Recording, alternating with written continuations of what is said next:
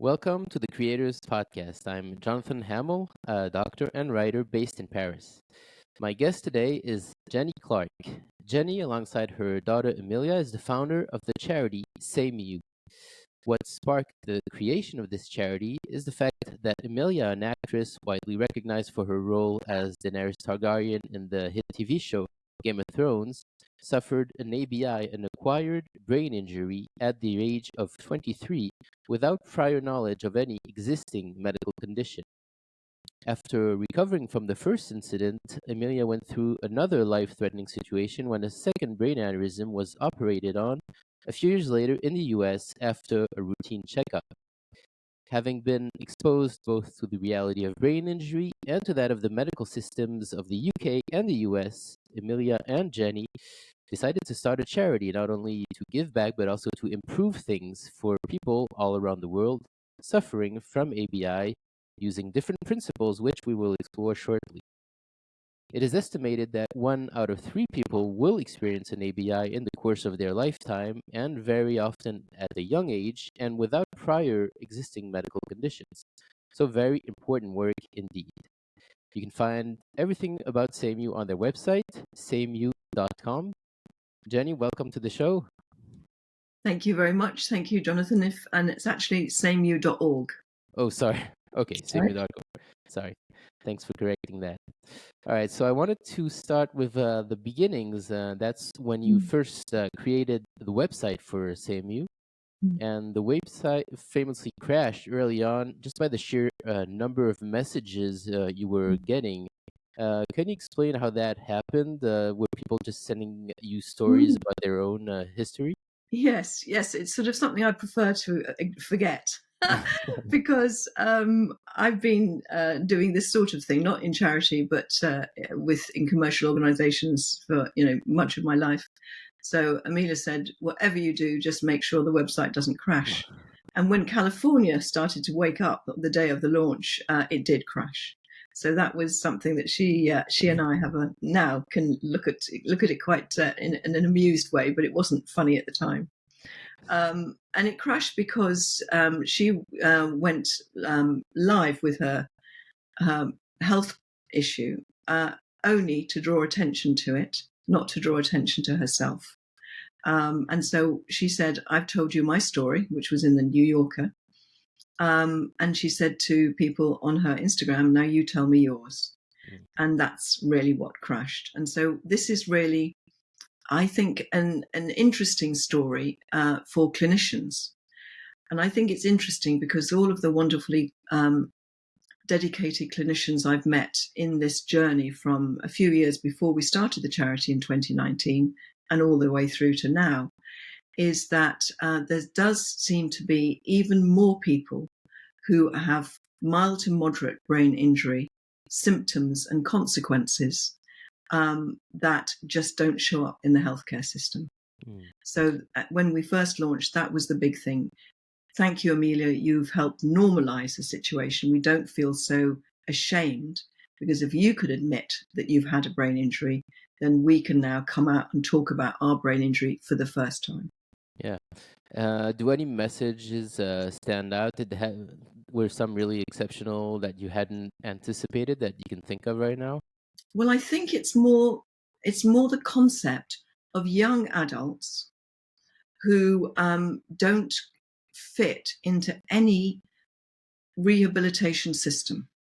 So I think the big message is that of all the people, and we've had up to around 10,000 people now, and we had a clinical neuropsychologist a couple of years ago analyze, obviously anonymized letters from people, emails from people, and she looked at 1,400. And so she came to various conclusions. And if people are interested, you can download our report that we published based on those conclusions. But the fundamental issue, I think, that people should be aware of is that there is a large proportion of people who have said that their lives have been forever altered.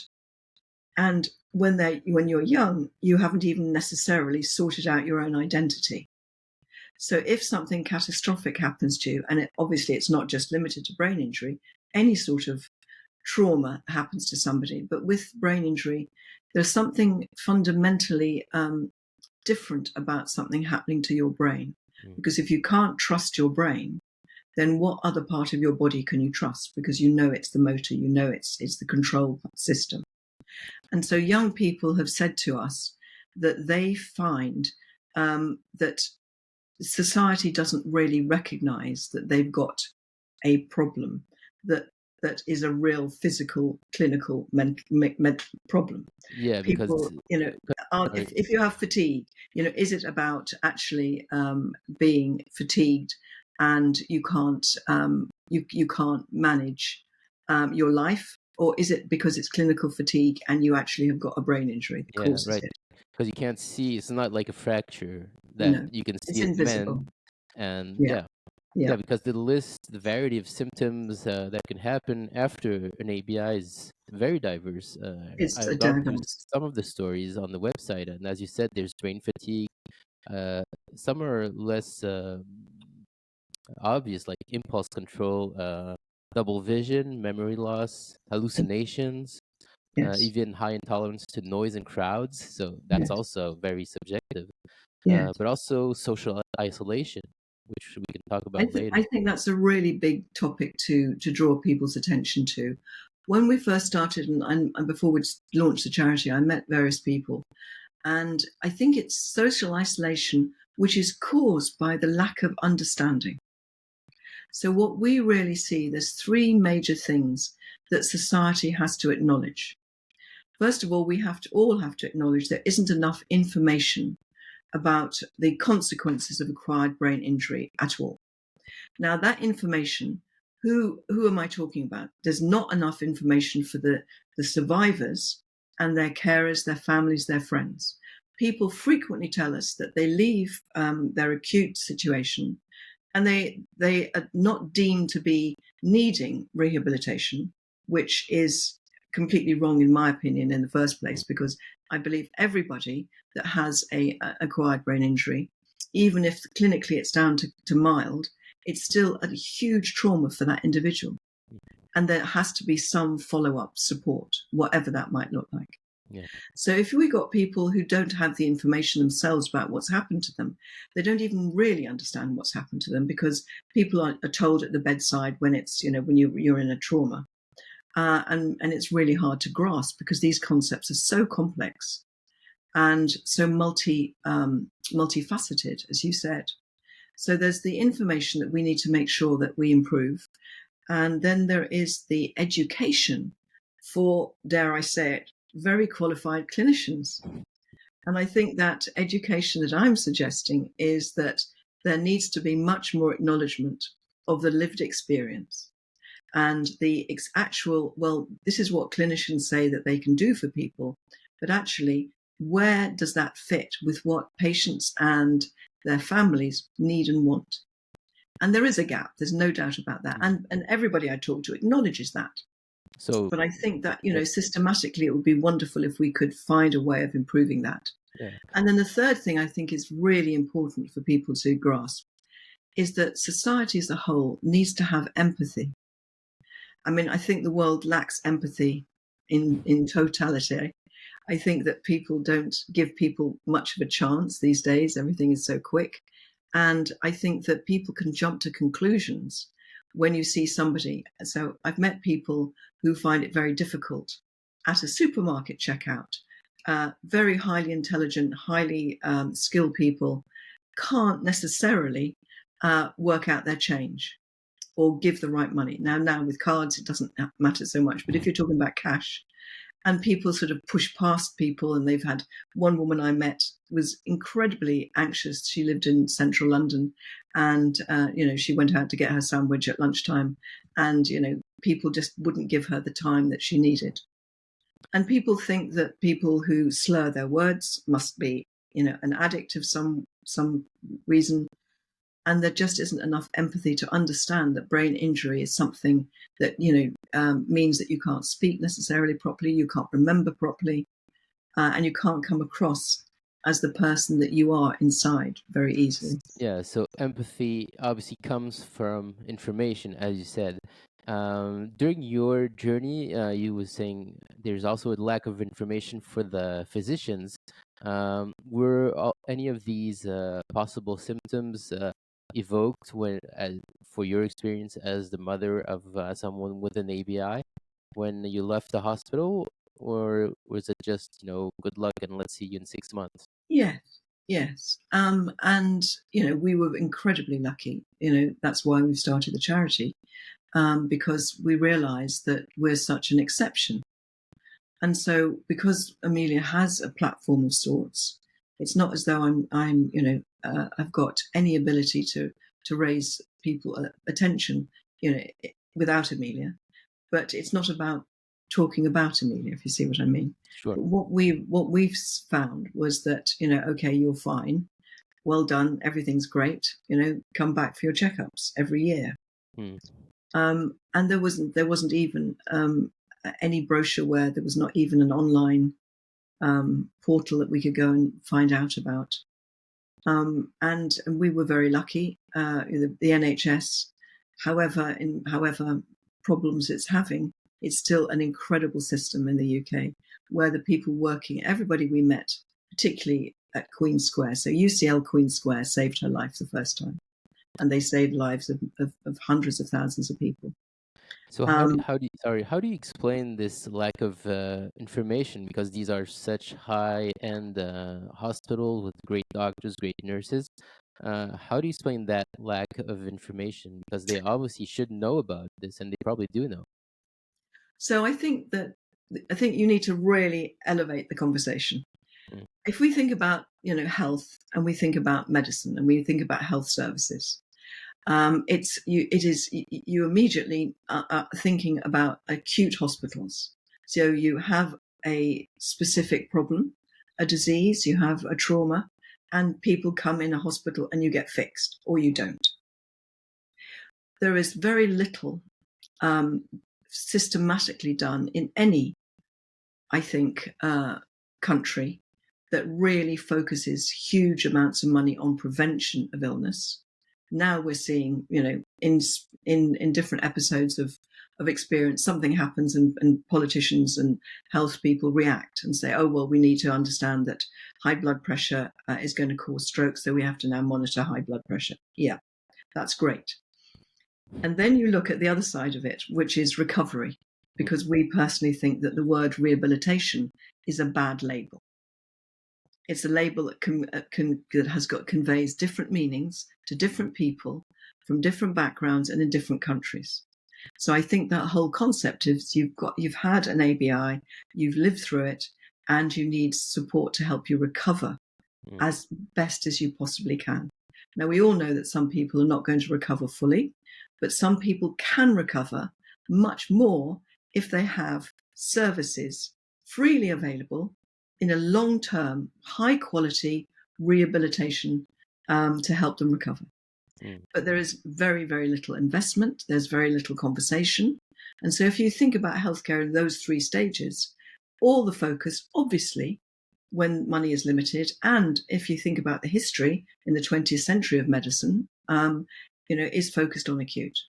Okay. And rehabilitation, but for like strokes or very obvious problems, and not so much for more discrete symptoms like brain fatigue, probably. Well, I think it's all part of it, because the other thing that's a fact is that I work with wonderful people who focus on stroke recovery, stroke rehabilitation, and in the UK and in the US there are stroke pathways, and the symptoms after you've had a traumatic brain injury or not a stroke or something. So obviously it's complicated because is a brain hemorrhage a stroke? Yes. Is it seen to be a stroke? Not really by the general public, because you can have bleeds and you can have clots, and that even that understanding isn't really clearly signposted, and so the people could benefit so much using the stroke pathway, but because of systems and internal issues, they haven't got the opportunity to. Okay. So as we were saying, many of these patients are very young, and that Yeah. also adds to the problem. But on the plus side, I suppose now they've been able, also with the help of SameYou, to build communities online. But I was wondering about the older patients. Have the older patients also been part of this online discussion? Is that something you're working for as an organization with SameYou? Well, what we've done so far is during COVID. So we were just launched just before COVID in 2019, and I obviously, because of the extraordinary capabilities at UCL Queen Square, we started there. Um, Mhm. Maybe we didn't completely start there because we also started in the States, and we did due diligence in the States to find excellent clinicians who could um, uh, get involved with SameYou funding.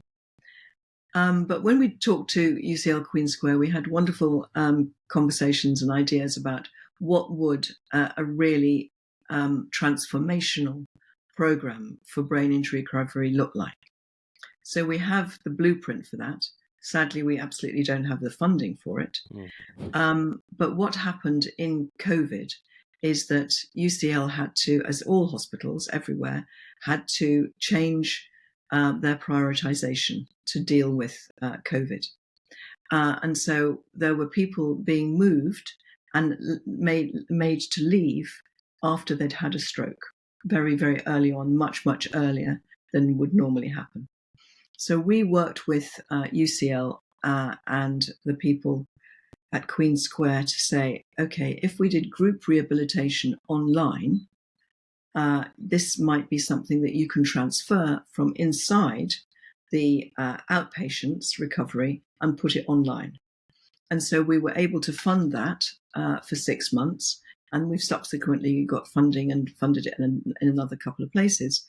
But what that showed us was that there were the older community Mm. who had had strokes, and they immediately saw the benefit, which was extraordinary, because everybody working up towards launching it, which we did very, very quickly during COVID, there was such doubt as to how you could actually do one-to-many on a video call. Mm. So we're not talking about an online app. We're talking about like we're talking. We're saying, okay, here is 10 or 12 people in their homes who've just exited hospital prematurely. Here is a group of wonderful recovery specialists from Queen Square, and that includes speech and language, that includes physiotherapy, occupational therapy, clinical neuropsychology, cognitive experts. And so they worked out this wonderful system and program and made it into a session that people joined. And obviously that was a lot of work for them to understand how people qualified and could get onto it. But the big news is that the negative that people thought before the trial, the pilot, of one-to-many turned out to be an incredible positive, Sure. Yeah. because there are ways of the clinicians monitoring people so that they make sure that if somebody is asking somebody to do an exercise, a movement, people can monitor it. Somebody will be taking the physio class, and the other one, the other physiotherapist will be monitoring it. And what's the wonderful thing about it is really shows a testimony to the resilience of people. We can never underestimate people. And I think clinicians can't underestimate people, but you can't do things by yourself. It is Yeah. all about collaboration and support. And so the people that started with Enroll then have gone on to keep on in their own peer-to-peer groups. So Mm. while the funding's gone and the clinicians aren't there to monitor it, they still today have their groups together. Oh, really? Without the clinicians? That's Yeah. amazing. Yeah. And I think this is really exciting to think about innovations in how you actually get enough resources to cover the demand for neurorehabilitation, Mhm. because there just aren't enough trained multidisciplinary team members to serve anywhere close to the Sure. demand. So I think that's something that happened with COVID. Many classes went online, and Yeah, then they found out they can reach more people in yeah, different places, different countries, even. And they could, I guess, they could also send videos of the movements so people yeah. can study Yeah. when they're not in class. How many students, if you can say students, but were involved in Enroll? How many people? Well, How many now I think patients? we've got, I'm not quite sure today, but the last I heard we were up to 600 people Oh wow! because we received funding from the UK National Lottery, and we were able to port the learnings from UCL Queen Square into another area in Lancashire, central southern Lancashire, which is further out. And there was a really incredible team there, linked to a university. So the key thing here is Enroll is clinical services linked to research. Okay. So people join the program and they're monitored, and the research is just going to be joined up. We've joined up the work that we did, the pilot in London, and we're in the process of joining it up with the researchers, trying to get the data because there's a lack of data. So we've been working with various trusts in Lancashire, and that's again, all we need now is more funding, and the teams there have presented it to the NHS commissioners in their area, and there's tremendous interest to actually, hopefully, at some stage, making it part of the free of charge National Health Service. Wow. Yeah. So that joins one of the three, I think you could say, founding principles of SameYou, which is research. Um, so would it be fair to say that the three principles is funding studies, as you just said, group telerehab, and training nurses? Would those So be like? I think we'd put it into a broader picture, but those three things are what we've done already in the 4 years that we've been going. And so we see, when we looked at, and saw that the whole idea of recovery rehabilitation really wasn't served very well, and certainly not comprehensively. We had to decide. We're a very, very small charity. There's only 3 of us, and our funds are limited, very limited. So we thought, well, we need to understand a bit more about researching, but not researching about the brain injury itself, but researching about the consequences of the brain injury, and how can innovations happen because of research, and looking at people in a slightly different way. And then how do we do our bit to help train more people? And we're real advocates of nurses. We think nurses are undervalued, underpaid, and overwhelmed all around the world, and certainly in the UK. And thirdly, it's innovation. And so the digital piece and telemedicine has got to be, and I obviously know that people are investing in telemedicine, but not fast enough. So I think it's innovation, research, and education. Okay.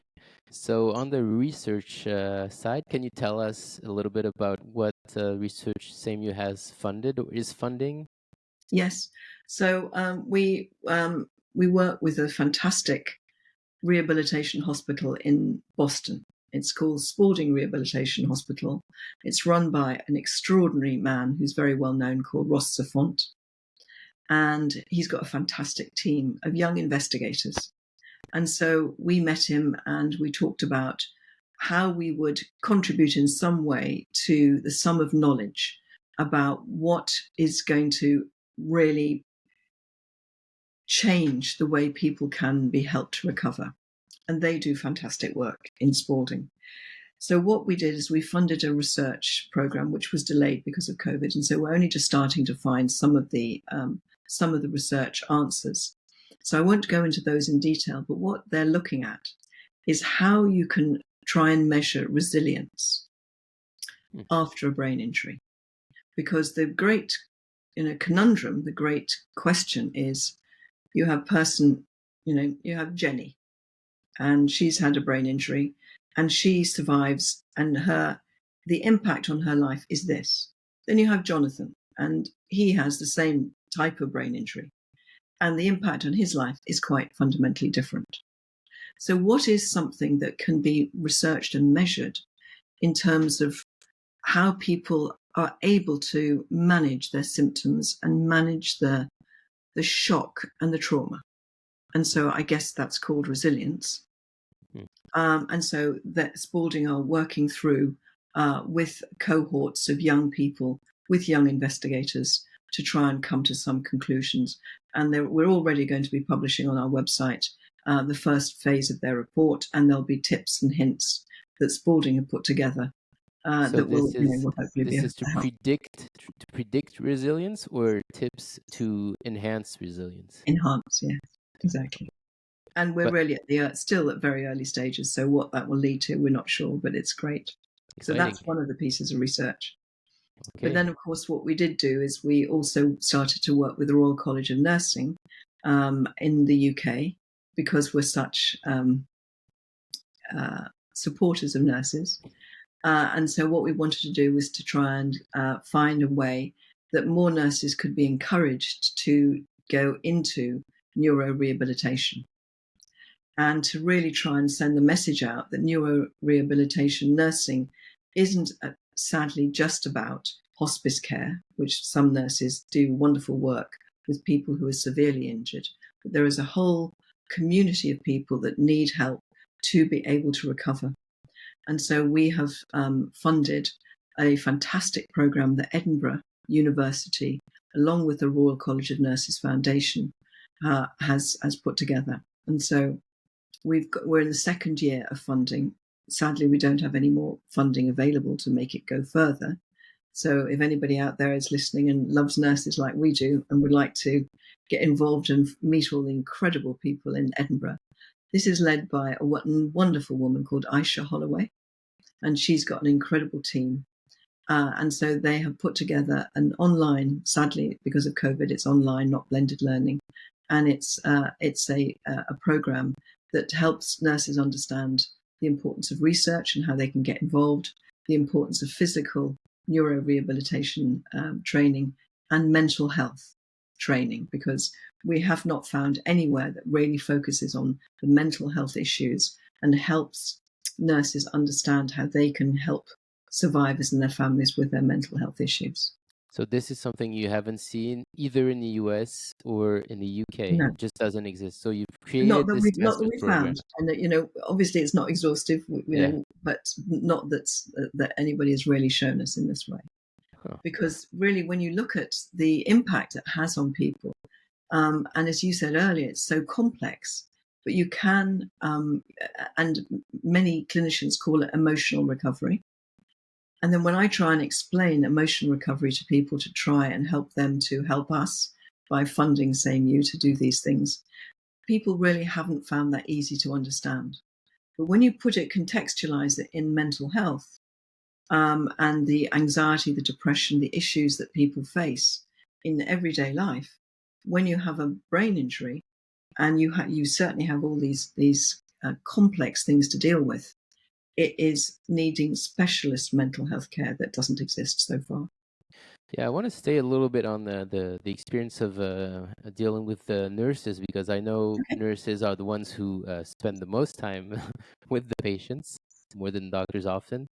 What was your experience in the two times I guess you've had to deal with nurses both in the UK and the US? Was that something that was very important? Very. Like, did you forge relationships? Is that how you got most of the information? I think how we got, I wouldn't call it information, I'd call it emotional support, Mm. which is very different. And I think that, so we still um, really value the relationship that we have with a fantastic nurse called Tina Stevens in the UK. So she was Emilia's nurse when she had her brain hemorrhage in London.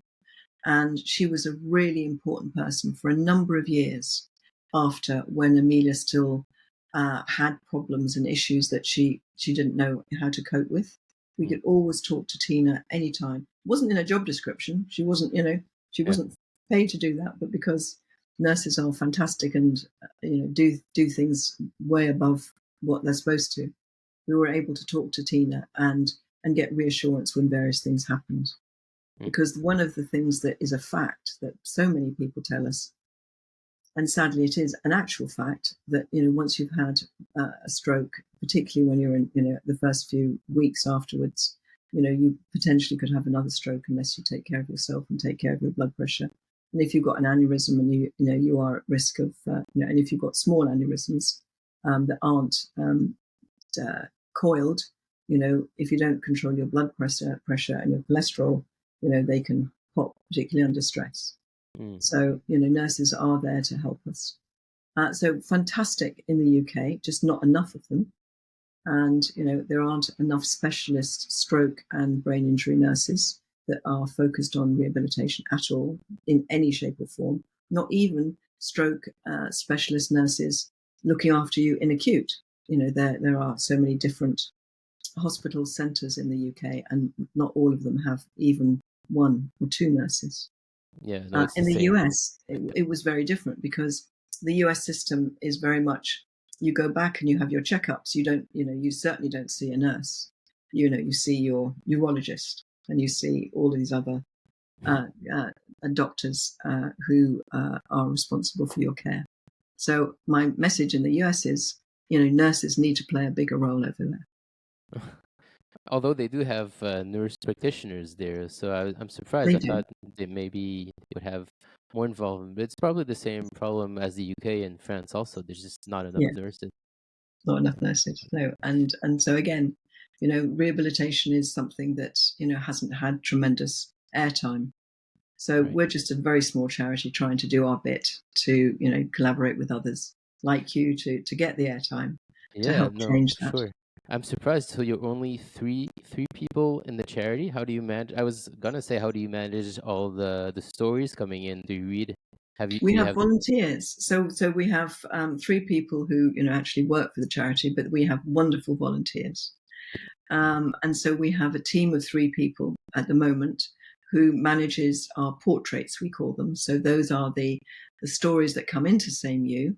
And then we have a process, which in fact is not a very quick process because of the lack of resources. But we have so many letters coming in. So we ask people if they want to share their story. And then we have a process for them to be able to tell their story. It's not very high tech. It's certainly personal. We don't use AI. We don't use a lot of technology to do it, which might speed it up, but it would maybe, the quality might not be quite the same. So yes, we have wonderful volunteers. We have volunteers that do our video editing, our graphics, our copywriting, because we haven't got the reserves, the funds to have a big team. And even if we did somehow, we haven't started a charity to build an organization. We've started a charity to try and raise money and then give the money away as quickly as possible. So I think that my real fault and Emilia's is that the thought of having an organization that's got big reserves like many large charities, well, that's not what we want to do. We just want to get action quickly.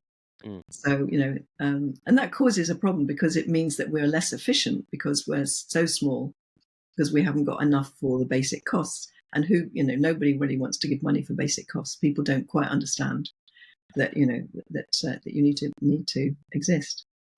So speaking of being small, maybe you're gonna get bigger because you recently joined the World Rehabilitation Alliance, which is part of the World Health Organization, right?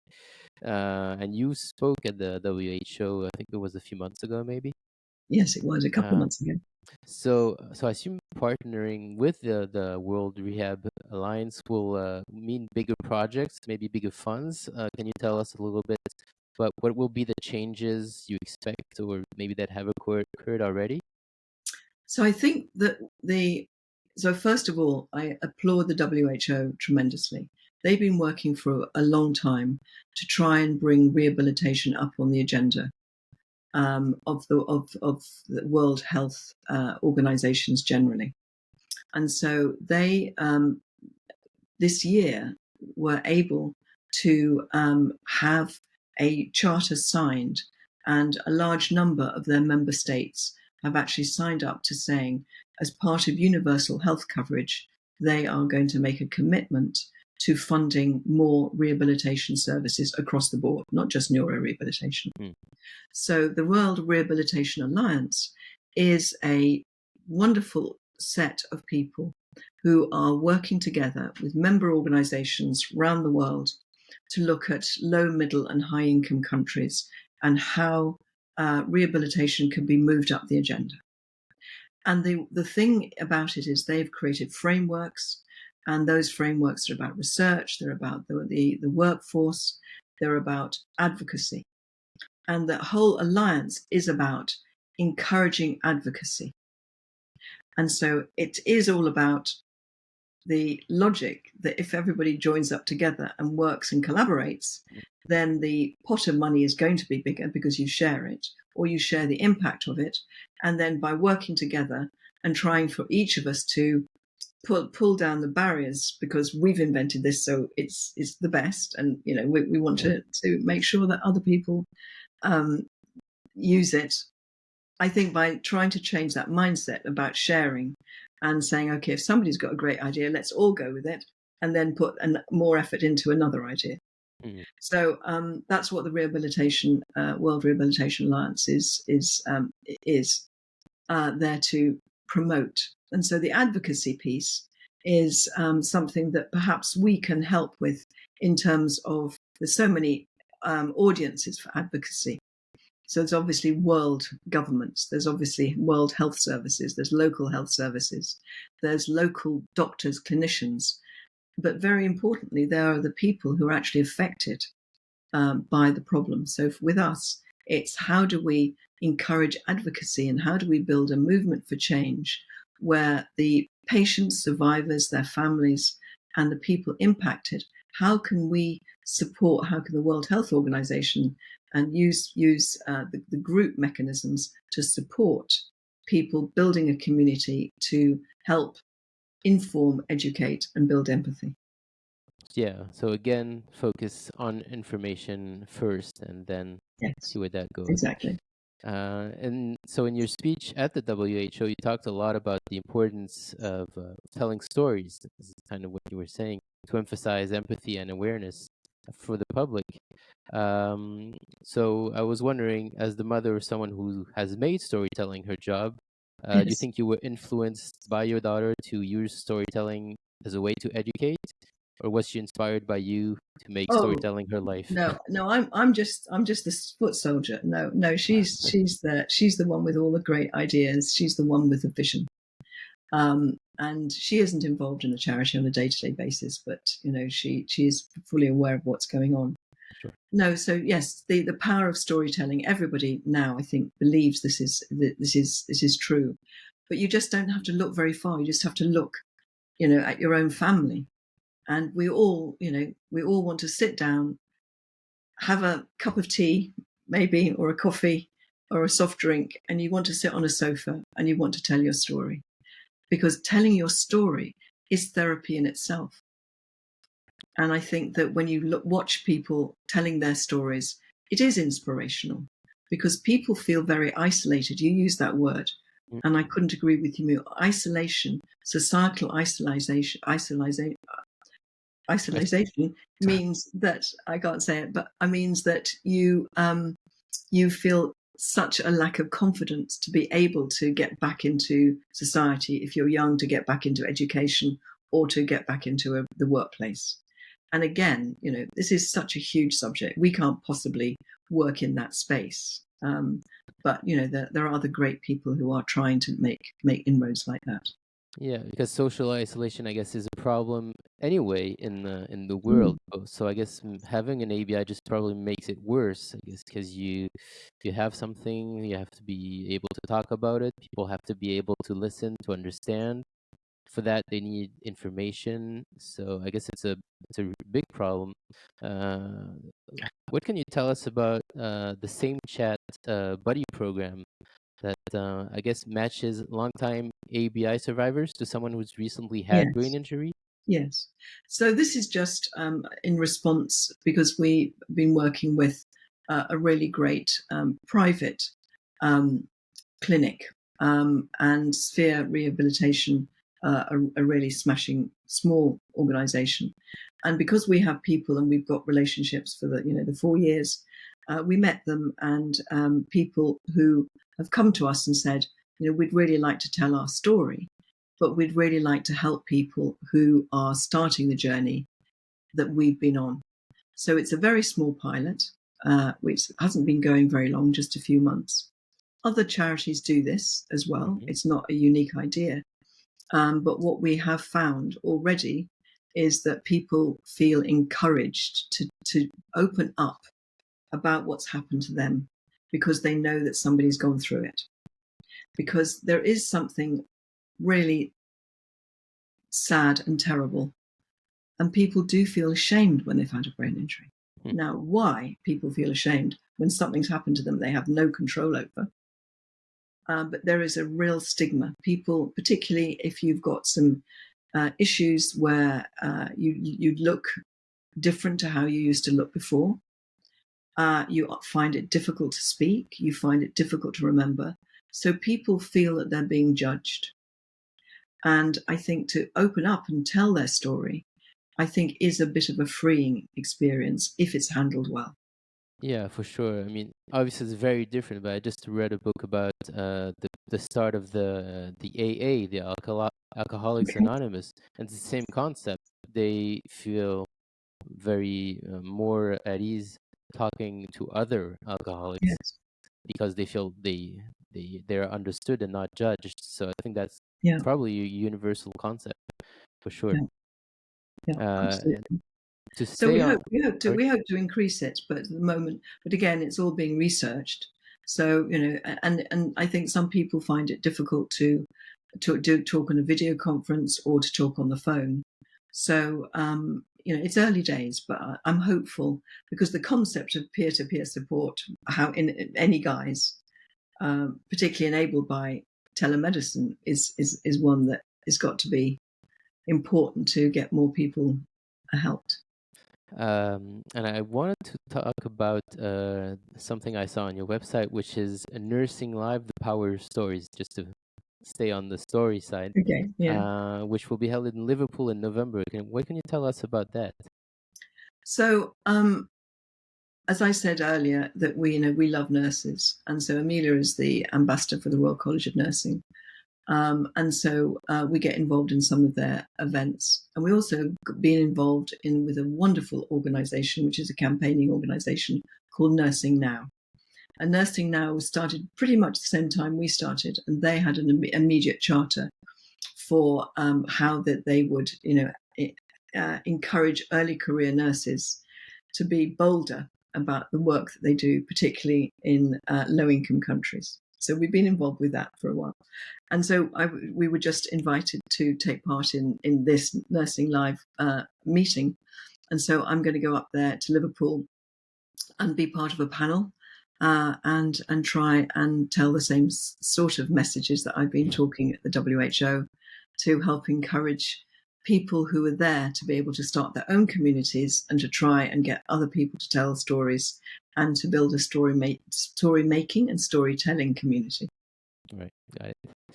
I saw you talk in another interview about the screening that takes place after someone in a family has a brain aneurysm, because there is a genetic part in the process, and so you mentioned that you had also, I think, at least one brain aneurysm that was discovered uh, asymptomatic, obviously, but in you. And I was wondering if you were willing to talk a little bit about that, how you deal with it, and what advice was given to you when the diagnosis was made.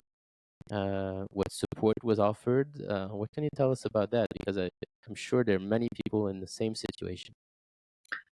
And I've talked to somebody, only one person who I knew of through a friend who really wanted to talk to me. So this is a really complex issue, and I'm not qualified to talk about it. I can only talk about it as a patient. Sure. So it's just and obviously I'm not qualified to talk about anything I'm talking about. It's just the experience that we've had and the thousands of people that tell us their stories. But I after we launched, after Amelia's had her brain injuries, And before we launched the charity, I was unwell, felt very unwell, very dizzy, and very nauseous. And so I did what you're encouraged to do, and you dial, a phone number and give your symptoms, and immediately they said, you need to be, we'll get an ambulance. You need to go to hospital. You're having a stroke. So I said, no, I'm not having a stroke. I'm sure I'm not having a stroke. I'm nauseous and I can't stand up. Anyway, so I was taken into UCL because I was in London, and they said, and they gave me a scan. And they said, no, you're absolutely not having a stroke. You've got something wrong with your ear. But by the way, we've seen that you've got some aneurysms. So come and talk to us about that. And so that's how that was completely, so I'd never had a brain scan before because you don't routinely have brain scans. So I think the issue of having brain scans is, first of all, it's incredibly expensive. And then so many people feel that, clinicians I talk to feel that if everybody had a brain scan, and they found out that they had aneurysms, for instance, and other things. And I've had one coiled, but Emilia went in America for a preventative coiling, and it nearly killed her. So we had a very, very, very serious touch and go experience with her in the US. And I went in with my coiling thinking, oh, okay, how's this going to go then? Because, if statistics don't mean anything, if you're that tiny, tiny percentage where it goes wrong for you. So that's not very reassuring. So anyway, it was brilliantly done in the Queen Square. Wonderful people. They took tremendous care of me. And it was, it took a bit of getting over, but I was totally fine. But I do have checkups, as Emilia does, and regular scans, and I have other aneurysms that are very small, and the chances are they won't burst. But the chances are, if they do burst, I'm the age I am, and I'm not, I'm not a model of physical fitness. It would be very difficult because Emilia was very young, very fit, and that's one of the key reasons she survived.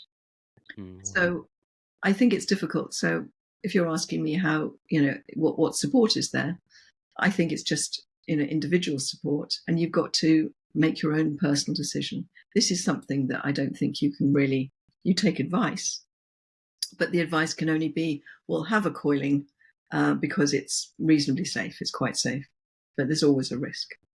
Sure. Well, thank you for sharing that. And I wanted to talk a little bit about brain plasticity because we talked a little bit about it earlier, and as you said, when these patients, these people have these ABIs, being younger, they have more brain plasticity, so more time to recover.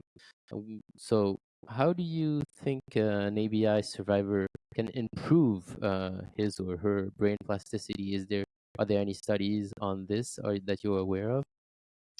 I think that's a really difficult question, and I don't think I'm really qualified to answer that. All I can tell you is that with the work that we do, with Enroll in particular, and with the conversations I have with people who we fund and also have relationships with in other hospitals and universities, if you can, the sooner you start to have recovery services, whatever that therapeutic might be, whatever your problem is, the sooner you can have it, whatever age you are, you stand a much better chance of recovering as fully as you can. So I think that it is all about keeping your body fit. So in terms of prevention, if you have any genetic issues with brain injury in your family, obviously if you have a traumatic injury, you can't prevent it. But it is everything, as everybody says, you need to be very careful about eating healthily. You need to keep your cholesterol levels low. You need to keep your blood pressure low. But in terms of the plasticity and the treatment is that we do, some people are still told today that they might be young, they might be old, but some people have said, well, this is what's happened to you. These are the consequences. And it's going to be really tough. You're not going to recover very quickly or at all. And we've got so many examples where that isn't true. So I'm not qualified to talk about it as the clinician, but just seeing so many people who've gone through really good and there's wonderful neuro rehabilitation out there. It's just not enough of it. And there isn't enough innovation in it, and there isn't enough funding. But when you do it and you are personally motivated and committed to do it, it does make a real difference because of brain plasticity. Yeah. Now, the big problem to me is how do you stay motivated, particularly if you've got a motor issue, and the therapy is repetition of exercise. And if it doesn't work after a short time, in which it probably won't, how do you keep mentally motivated to do it? So Well, this is a whole area that needs much more thorough research and investigation and funding. I would suppose that talking to other ABI survivors who've gone through the same rehab might help, as an Yes. example. Yes. No, that's true. That's true. And finally, what can you tell us about the concept of recovery, more than rehab, recovery as part of the prevention of further ABIs? So I think that, so one of the things that I have no idea how to fix is that when you're looking at where money goes, where money is invested by health services and people making financial decisions, it's all about financial ROI. What about human ROI? And this is not, an original idea, but it's not an idea that's got enough traction, in my opinion. Mm. Because, how do you measure the value of a person who's 23, like my daughter, and they have a brain injury, and then they don't recover very well? The whole life journey is completely subverted, is completely changed. And then how do you actually make sure that there is going to be the return on personal human investment? Because you really want to get people to live fulfilling, happy, productive lives, right?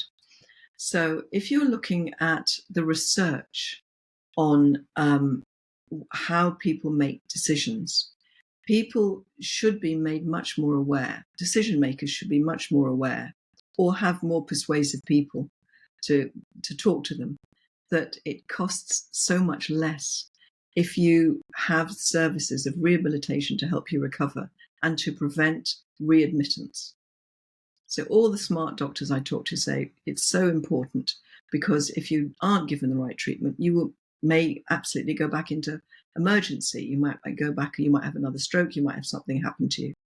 And it's just this mental, resilience, really. It's all linked up. Mental resilience to try and make sure that people can say, okay, it's if we provide rehabilitation as prevention after you've had an incident, then that's going to save lives, make people happier, because they feel that they are in control. So prevention before and prevention after. Exactly. Okay. Okay, well, great. Thank you so much. I think that can be the ending message.